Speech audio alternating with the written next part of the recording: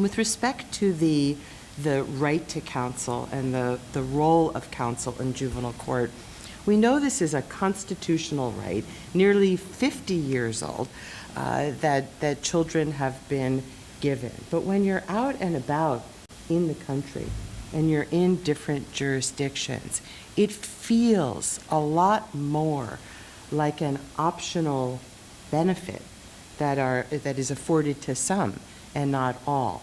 I would not say that there is even close to a uniform system in place across this country where kids are being given access to counsel in a logical, let alone developmentally based and sound process. People have forgotten that the indigent defense system in this country really serves two distinct classes of people, children and adults.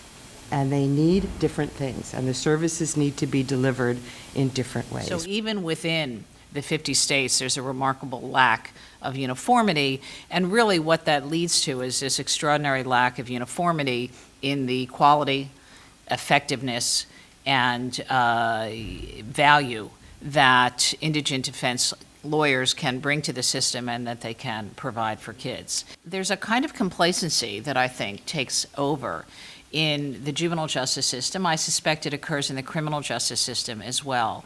And that complacency is a tolerance for allowing the process of justice to carry on and proceed in a way that really metes out much more injustice than justice. Amy Bach, who is a lawyer and author, wrote a book called Ordinary Injustice. It's actually about the criminal justice system, a couple of defenders that she was actually following in Georgia. And she talks about this notion of ordinary injustice really being about a process whereby the participants in what's going on in the courtroom and the violations of rights that go on every day in the courtroom are so enmeshed in that system that they no longer see their role in it.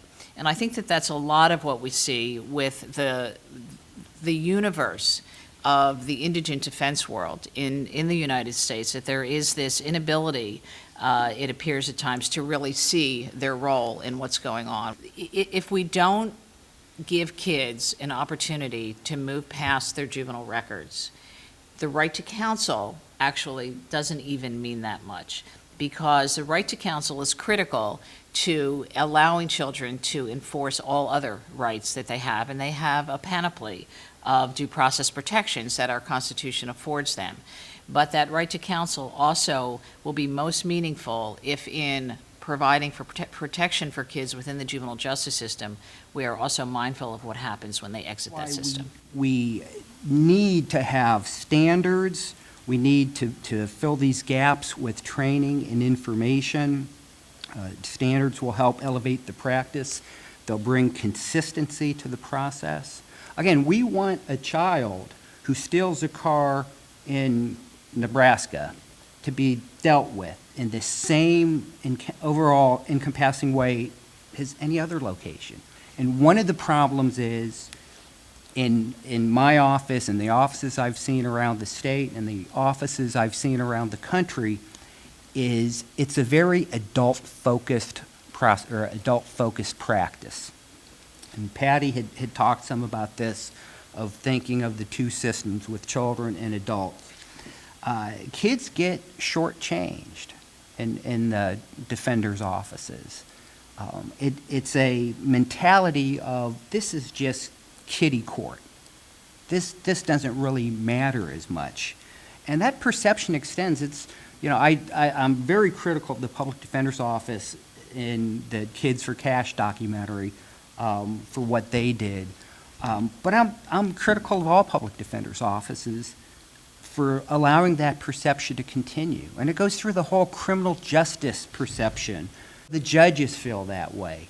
The prosecutors feel that way. And the result is the system starts to break down. And we don't have the resource parity, we don't have personnel parity, and because of it, we're not able to secure competent or diligent representation.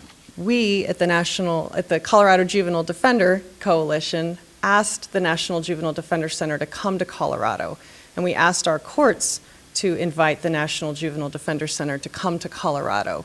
We knew there was a lack of representation for children at detention hearings, and the National Juvenile Defender Center came out.